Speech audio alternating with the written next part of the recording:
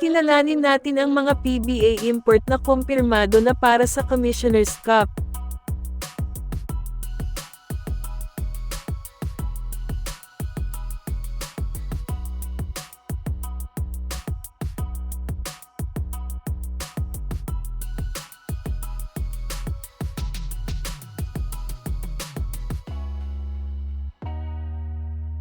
Sa NLEX Road Warriors, ang kinuha nila ay si KD Lalane, isang 6'10", 33 years old, dating NBA player, ang second-round pick ng San Antonio Spurs noong 2015.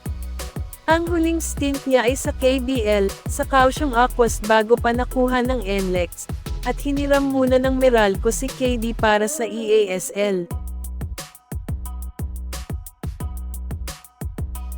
Sa Phoenix Fuel Masters, kinuha nila si James Dickey, 27 years old na 6'10", na sa kanyang edad ay may malawak ng karanasan sa mga liga overseas. Naglaro rin si Dickey sa Pelita Jaya sa Indonesia kung saan naging ka-teammate niya ang resident import ng Hinebra na si Justin Brownlee.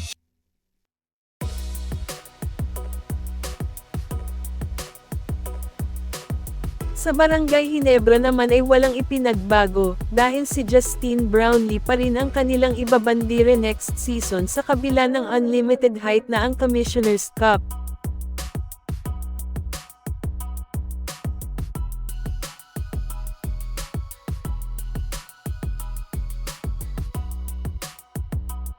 Sa Rain or Shine, si Jalen Johnson ang kinuha nila, 29 years old, 6'9", na dating naglaro sa J-League noong 2019, at 2020 sa NBA Summer League para sa Indiana Pacers.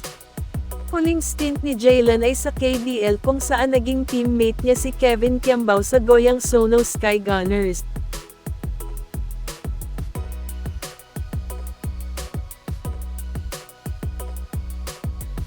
Sa Magnolia Hotshots kinuha nila ang serbisyo ni Terrell Brown Soares, 27 years old, isang 6'9", naglaro sa mga liga sa US at Europa. Matapos hindi na-draft sa NBA ay nag-decide si Terrell na maglaro overseas. At ang Terry Firmagip naman ay 7-footer ang kinuha nila, ang 28 years old na si Mubashar Ali. Naglaro sa Europa at nagpakita ng solidong performance sa last season niya sa Georgia. Siguradong laking impact ni Ali sa rebound at sa frontcourt ng Jeep.